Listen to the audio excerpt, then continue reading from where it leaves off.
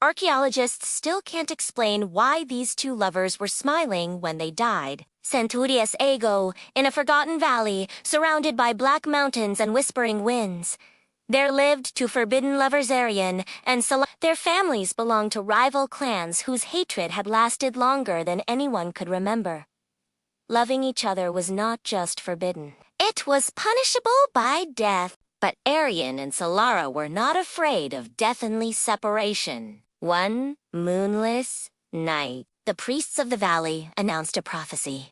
Two souls bound by forbidden love will bring ruin unless they are surrendered to the earth. The clans seized this as an opportunity. The lovers were captured, their hands bound with red cord, a sacred symbol of unity and sacrifice. The punishment was ancient and terrifying. Burial alive as one soul! The lovers were taken to the Chamber of Returning, a stone room carved deep underground. Torches flickered as the priests chanted, but instead of fear, Arian and Solara held each other tightly. In their final moments, Solara whispered, "In this life, they kept us apart. In the next, they cannot." As the stone door sealed shut, darkness embraced them. Hours later, when the chamber fell silent, the clans believed the prophecy had been fulfilled. But centuries later, when archaeologists uncovered the chamber, They found something no one expected. Two skeletons holding hands, faces turned toward each other, jaws parted in what looked unmistakably like a smile. experts still argue about it. Some say it's coincidence. Others say it's proof of something deeper, something unbreakable. But locals whisper, true love doesn't die, it chooses where to rest. In an ancient desert kingdom, love was seen as a spiritual contract, not just an emotion. People believed that if two lovers died at the same moment, their souls fused into one eternal being. This belief gave birth to a horrifying ritual known as the twin departure. Nara and Jalen, two young lovers from a noble family, were chosen for this ritual not because they wanted to, but because an astrologer declared their love too intense for mortal life. They were taken to the Temple of Convergence, a marble hall lit with blue flames. Priests painted their bodies with silver dust, symbolizing the merging of spirits. But Jalen refused to let Nara die alone. He begged the priests to release her, but no one listened. The kingdom believed sacrifice was sacred and unstoppable. In their last moments, Nara reached for his trembling hands and whispered, "If our souls must burn, let them burn together." A bowl of sacred poison was placed between them. It was said that lovers who drank it at the exact same breath traveled to the afterlife as one. They lifted the bowl, looked into each other's eyes, and drank. Centuries later, their tomb was discovered beneath the temple. Two skeletons, fused so close that their ribs overlapped like woven branches. Scientists called it pressure collapse. Priests called it proof. But storytellers in the kingdom still say, love did not kill them. Love refused to let them die alone. In the mountains of old Samaria existed a chilling royal custom. For centuries, newlywed couples were chosen each year as the blessed bond, a pair offered to the moon goddess to protect the kingdom from drought and war. Aaron and Mela, childhood sweethearts, were chosen the year after a terrible famine. Their families celebrated, but the lovers knew the truth. No couple ever returned from the sacred wedding chamber on the night of their marriage. They were dressed in white robes and led to the moon pit, a deep stone crater glowing with soft moonlight. Drums echoed through the night air as thousands watched the chosen couple descend. Inside the pit, Aaron held Mela close. "Our love existed before this kingdom," he whispered. "It will outlive it too." According to temple records, the ritual required the couple to lie down, hand in hand, and offer their lives through a blade made of moonstone. But something strange happened that night. When the priests returned at dawn, they found the blade untouched. Instead, the couple lay together peacefully, as if asleep. A soft smile touched Mela's face. Aaron's arm was wrapped around her shoulders. No wounds, no struggle, no explanation. Legends say the moon goddess took them gently, without pain. Archaeologists say the pair likely suffocated. Villagers say their spirits still walk the mountain trail every full moon together, glowing like pale fire. In an ancient forest village lived Lyra and a Tantu lovers from rival families locked in a bitter land dispute. Their love was a secret, hidden in moonlit meetings behind the old cedar trees. But love stories in that region always turned into tragedies. One winter night, someone discovered them fleeing the village together. Rumors spread that they planned to run far beyond the forest, where hatred could not reach them. But the elders believed that if the families united through marriage, the spirits of the forest would get angry. They wanted the lovers stopped permanently. Lyra and Eton disappeared that night.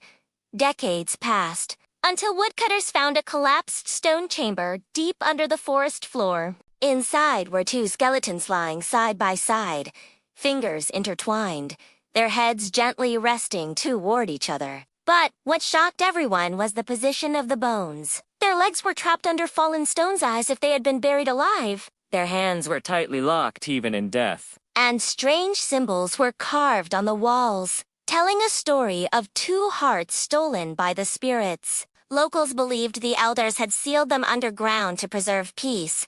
Historians believed it was a ritual killing, but elders whispered a different tale.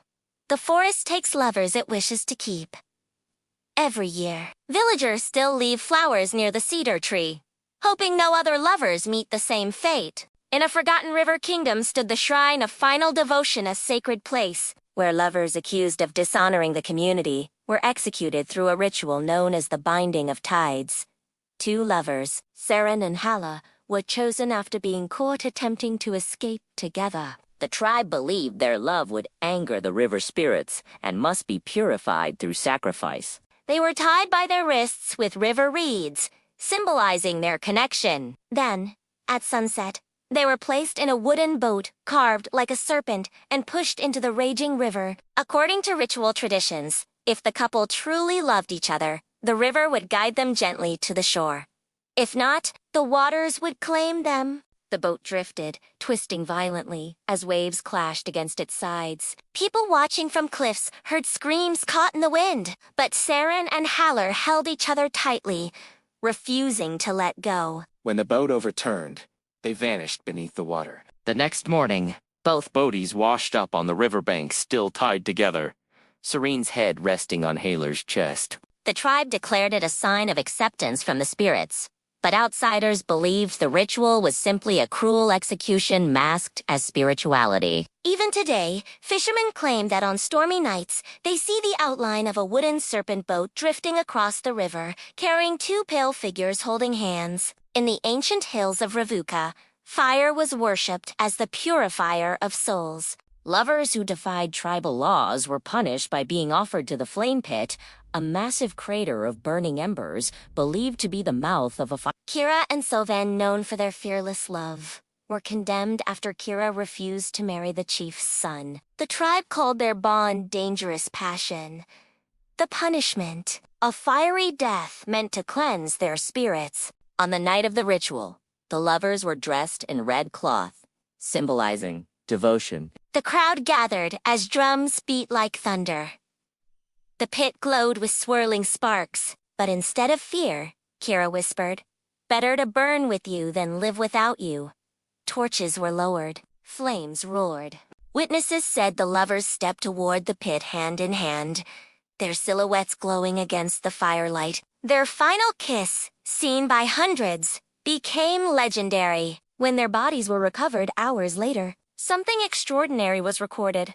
Their charred arms were locked together so tightly that the remains had to be lifted as one single form. The story became a symbol of unstoppable love. Every year during the fire festival, couples of Ravuka reenact the moment walking to the edge of the pit, holding hands, promising never to break their bond. But the elders remind them, love is powerful, but when it burns too brightly, it becomes destiny. In the full-covered kingdom of Arathia, the people once believed that the gods demanded human offerings whenever two lovers broke sacred laws. The idea was terrifying. Passionate love was seen as dangerous, powerful enough to anger the skies. Leona, a healer's daughter, fell in love with Kale, a warrior sworn to celibacy. their love was pure, but forbidden. When the priests discovered their secret meetings near the moonlit river, they declared the lovers chosen by the gods. At midnight, under the glow of burning braziers, the lovers were taken to the Temple of Ascension. But unlike other rituals, this one was silent, no screams, no chants. The priests believed that lovers offered willingly carried the strongest blessings. But Leona and Kale did not bend. They fought, pleaded, clung to each other. Witnesses said the torches flickered wildly, as if reacting to the couple's grief. Days later, when travelers found the temple empty, they discovered something chilling inside. Two bodies laid gently on a stone altar, faces peaceful, hands intertwined. Flowers surrounded them fresh, as if placed moments before. But the strangest part was the marks carved around the altar, ancient symbols, meaning accepted offering. The priests claimed the gods took their souls with honor. Skeptics said the lovers were simply poisoned. Yet villagers still say that on stormy nights, the altar glows faintly, and two shadows appear, lying side by side, never separated. Long ago, in the cliffside city of Ventral, the greatest crime was unapproved love. When Tahats defied the council, they were sentenced to enter the Cavern of Silence, a massive underground chamber where lovers were buried alive to sleep together for eternity. Mariel, the daughter of a wealthy merchant, fell in love with Jareth, a humble stonecutter. Their bond defied the strict social hierarchy, and when Mariel refused an arranged marriage, the council passed judgment, Cavern of Silence. On the night of their punishment, the couple was led through torchlit tunnels, their hands tied together with ceremonial gold rope. The guards claimed it represented Unidabut. Everyone knew it was just a final restraint. Inside the cavern, they were given 1 hour. No escape. No mercy. Instead of panicking, Mariel leaned her head on Jorith's shoulder and whispered, "If this is our last hour, let it be our best!" And they spent their final moments telling stories, laughing through tears, and promising to meet again in another life. When the stone slab was pushed shut, darkness swallowed them. Centuries later, archaeologists discovered the sealed chamber. What they saw shook them. The lovers' skeletons sat together against the wall, Mariel's head resting gently on Jorith's chest. Their hands were still tied with the golden rope. But here's the mystery. The rope had loosened. They could have separated. They never did. The chamber became known as the Sanctuary of Eternal Sleep, a place where love refused to fade away in death. In the ruthless northern Varu tribes, loyalty didn't end with life. Whenever a king died, every lover he had, wives, concubines, or secret partners, was forced to join him in the afterlife through a chilling ritual known as the Royal Passage. King Darith was feared for his temper but adored by one woman, Sarya, a quiet palace dancer. Their love was hidden, forbidden by the council. But when the king died suddenly from an illness, the truth was exposed and Sarya's fate was sealed. On the night of the Royal Passage, she was brought to the king's burial hall, where a massive stone tomb waited. The tribe believed the king needed his heart-s companion to guide him into the next world. Sarya begged that her love was real, not a bond of servitude. But the council only saw her as a sacred offering. She was dressed in white, crowned with winter flowers, and placed beside the king's lifeless body. The tomb began to close. But before it sealed completely, witnesses heard her final words echo through the hole. "I will find you, but not like this." A century later, the tomb was opened by explorers. Inside, they found something horrifying. The king's skeleton lay untouched, but Sarya's bones were found near the door. Fingers broken, marks etched into the stone as if she had tried desperately to escape. The tribe called it loyalty. Historians called it cruelty. But villagers still whisper, her spirit never followed the king, because her love was never the ritual's prisoner. Across the ancient Isles of Lore, lovers who could not be together found comfort in a ritual known as the Cup of Final Dawn. It was believed that drinking a sacred poison together allowed souls to merge into one spirit. Elaine and Ruhan were one such pair. Their families were enemies locked in a feud older than both of them combined. When their love was discovered, both families demanded their execution. The lovers fled to the Mooncliff Sanctuary, a place where forbidden couples often made their final vows. Priests offered them the cup of final dawn, a silver chalice filled with a sweet-smelling liquid said to soften the soul's departure. Ruhan hesitated. Elaine didn't. She took his hand and whispered, "I'd rather die your beloved than live as your stranger." They lifted the cup, drank together, and waited. The poison worked slowly. Their breaths turned shallow, their vision blurred. But they held each other tightly as dawn approached, wanting their last sight to be each other's face. When monks later found their bodies, something unusual shocked them. Their hands were still clasped so firmly that separating the skeletons centuries later proved nearly impossible. The ritual was banned after that incident, but poets still recite their final vow. 2 souls, 1 dawn, 1 love that no death could divide. In the war-driven land of Old Terran, a brutal custom ruled royal families. When a king or noble husband died, the wife was expected to join him in death through a ceremony known as the Descending Union.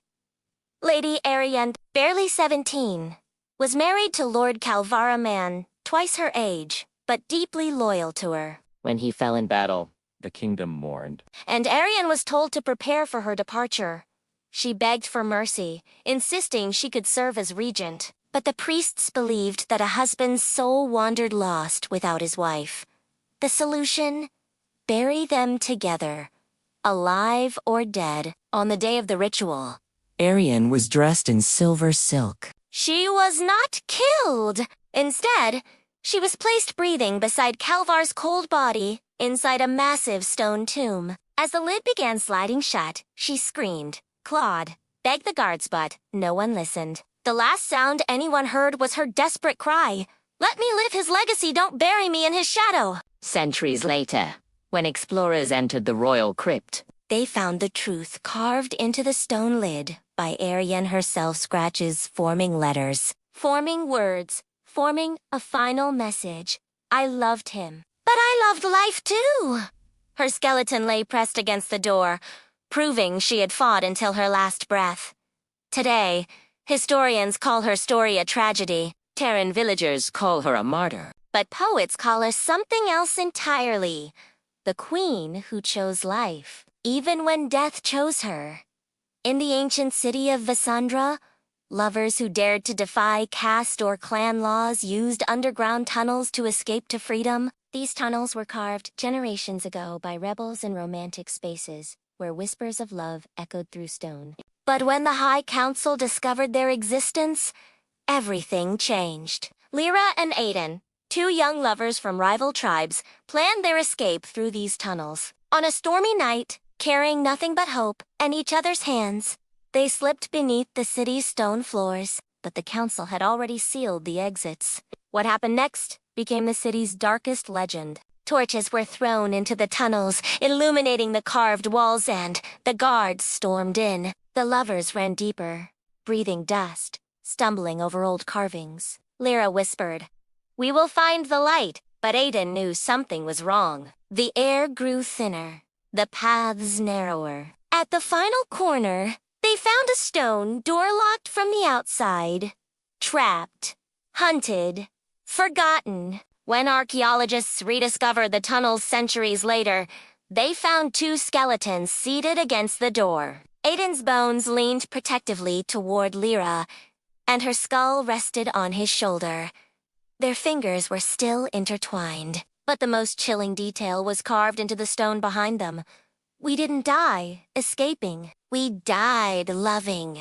The tunnels were sealed forever after the discovery. Locals now say the spirits of forbidden lovers still roam beneath Vassandra, searching for the exit that never opened. Legend spoke of a hidden valley called the Hollow of Echoes, where lovers who died tragically were said to have their souls trapped forever. No birds sang there. No animals roamed, only wind that sounded strangely like voices. 2 lovers, Saren and Meles, belonged to warring tribes and tried to escape to this valley, believing it would bring them peace. Instead, the elders followed them, accusing them of betrayal. On the cliff's edge, surrounded and desperate, the lovers made a choice. If they won't let us live together, they won't watch us die apart.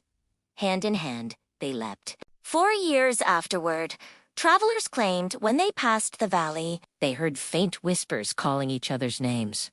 Some said they saw 2 shadows dancing among the fog. others swore they felt a pull like something in the valley wanted company. When monks finally explored the valley centuries later, they found something eerie at the bottom of a cliff.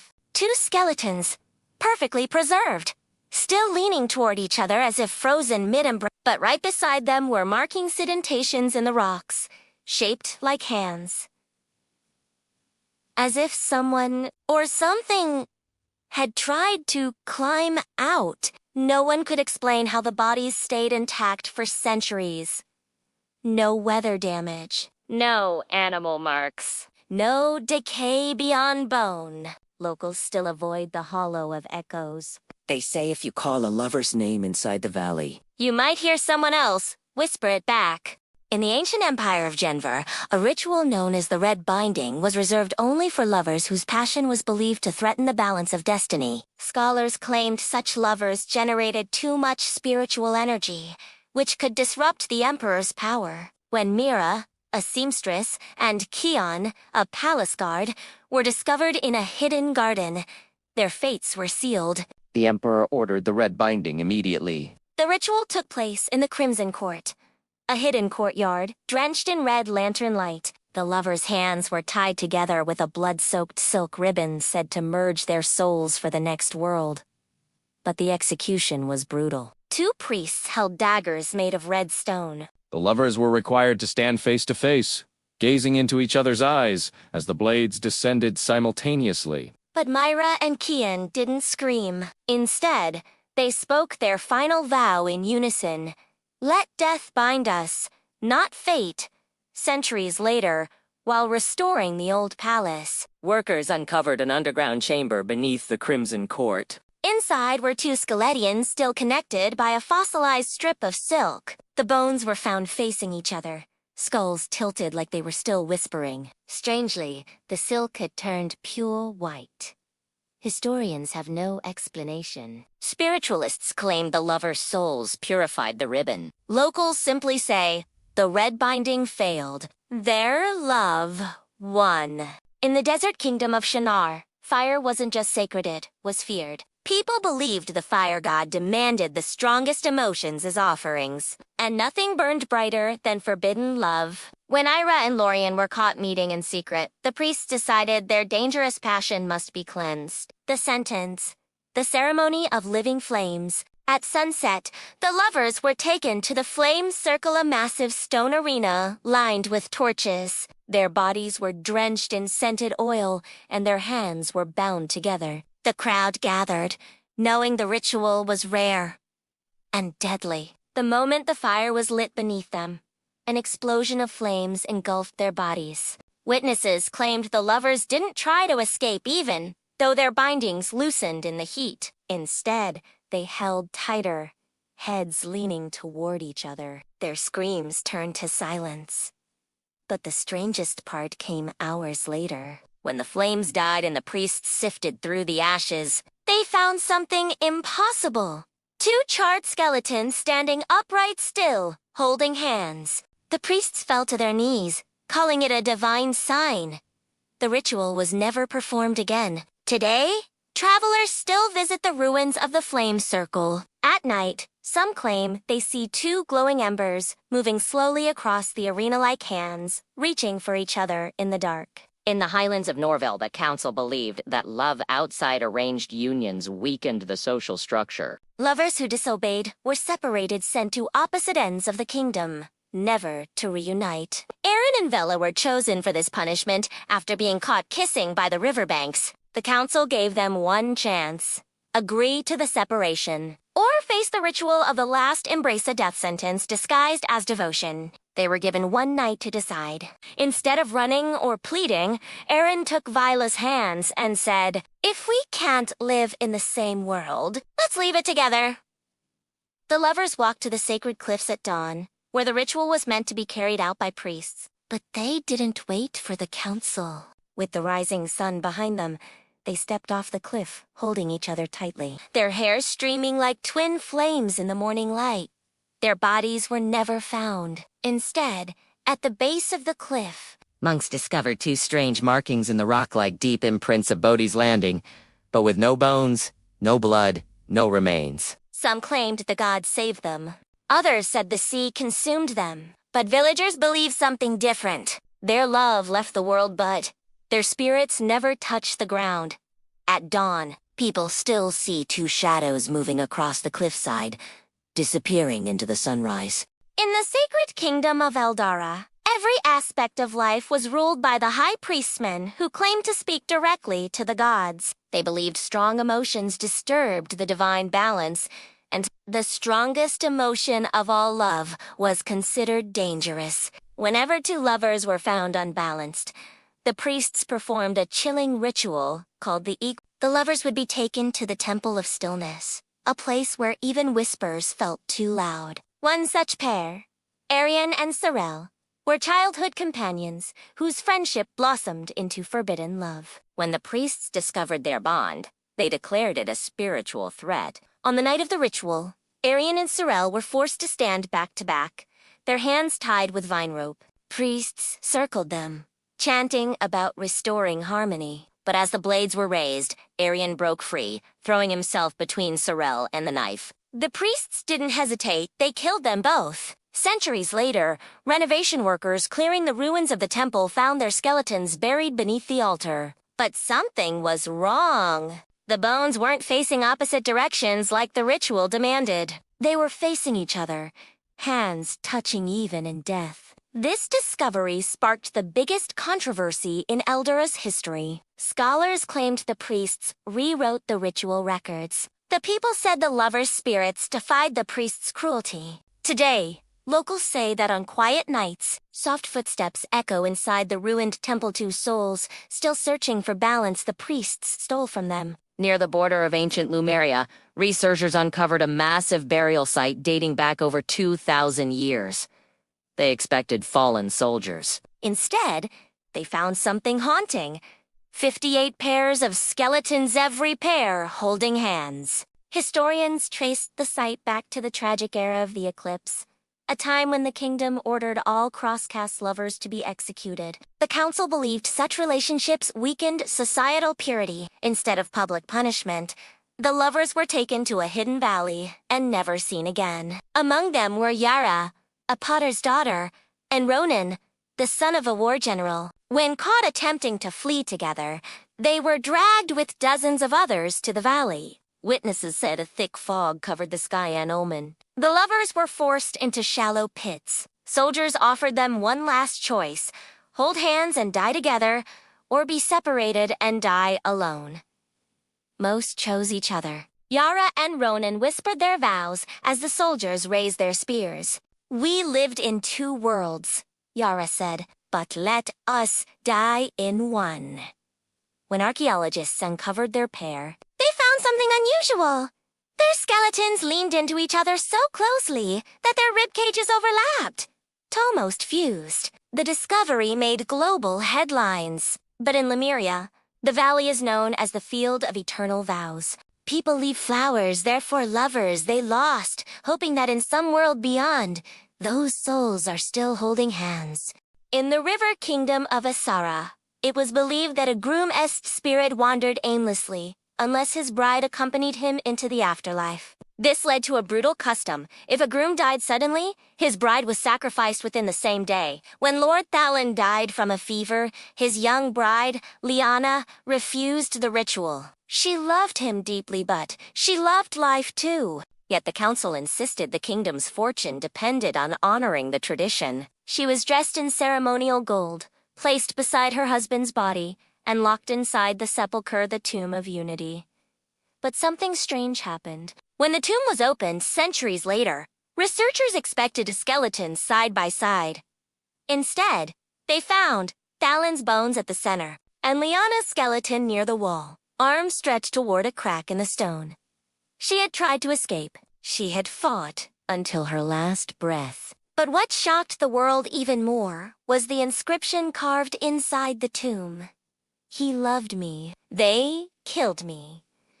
The message was Lyanna's final act of defiance, proof that she was murdered, not sacrificed. The kingdom eventually abandoned the custom after discovering other tombs with similar inscriptions. Lyanna became a symbol of resistance, remembered as the bride who fought fate itself. Locals believe her spirit still guards the riverbanks, whispering to young brides, "Choose love but never choose death." In the frostbitten lands of Korith, the people believed extreme love consumed a person's life force.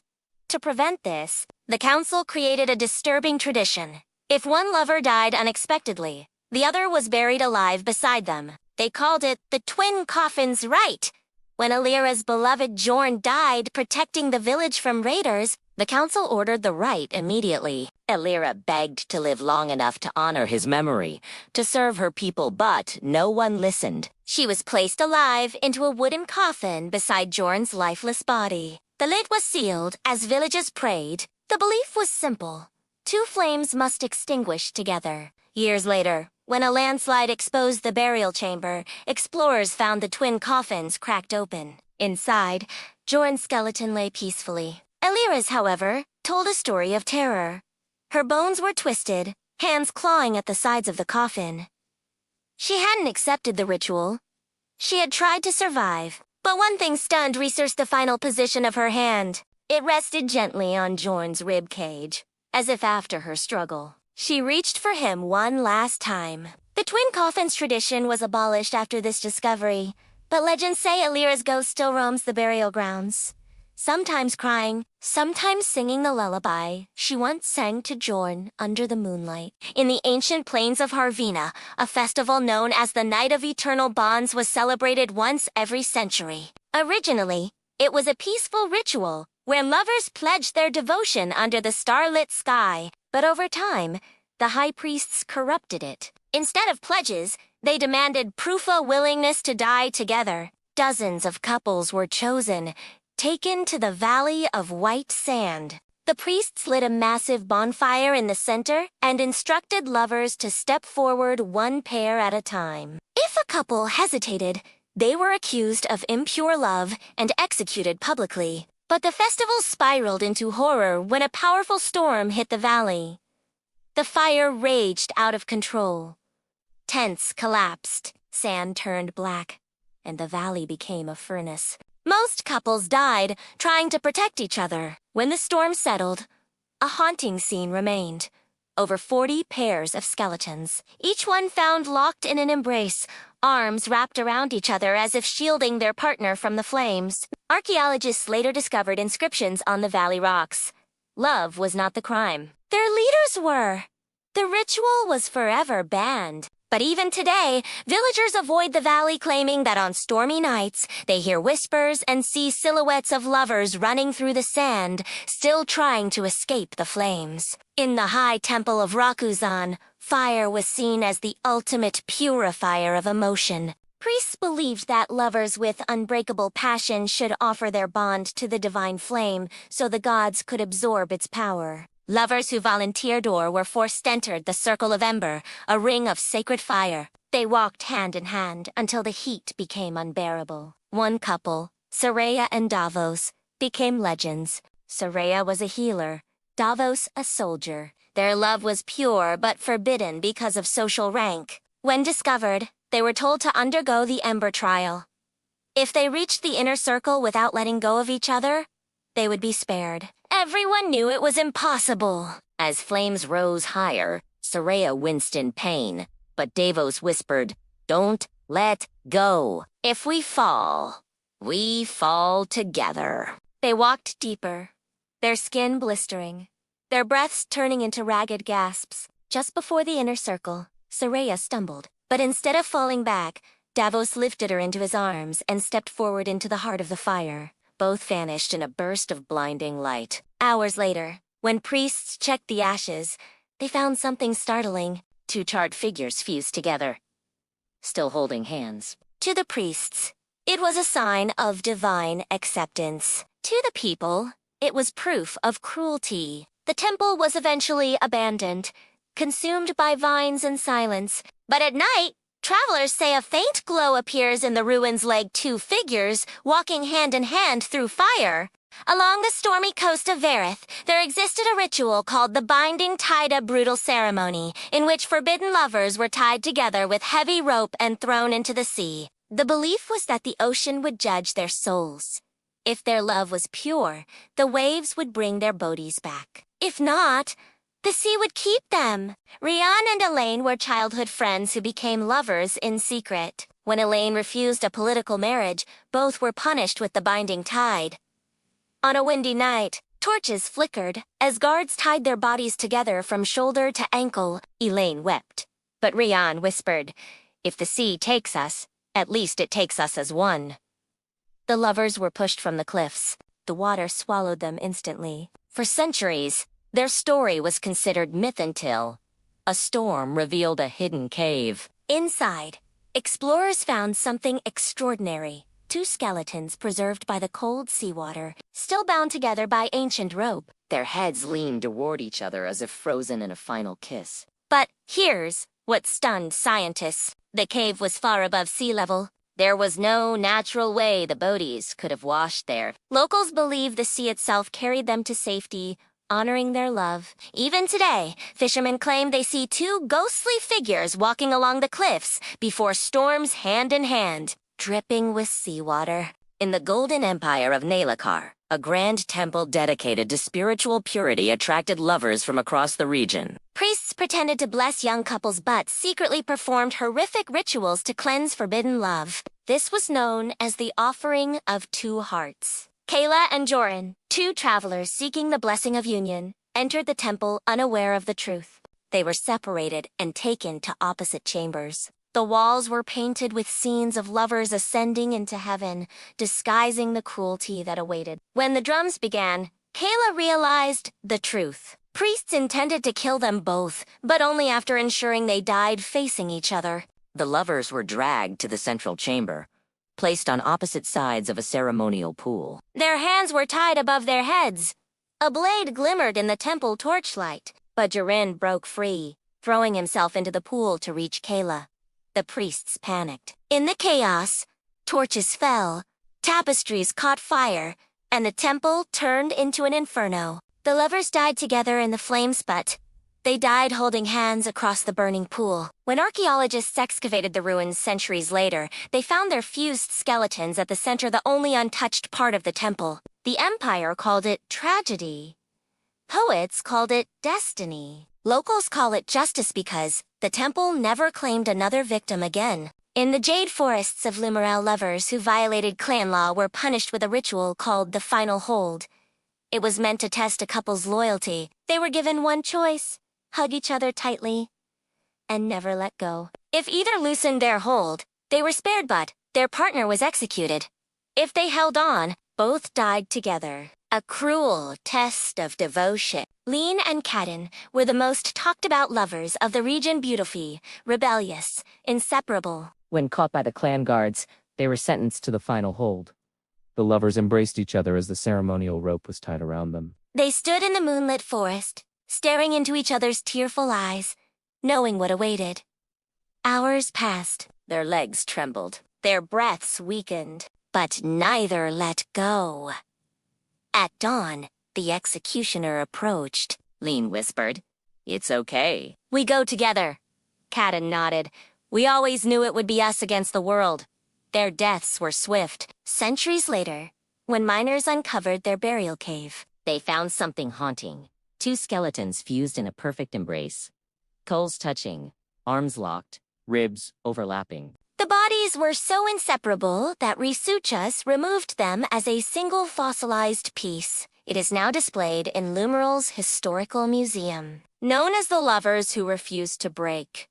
Visitors say standing near the exhibit feels like standing in the presence of a promise, one that even death couldn't destroy. In the misty lake kingdom of Arvel, forbidden lovers faced a terrifying ritual called the Dark Water Binding. The belief was simple but brutal.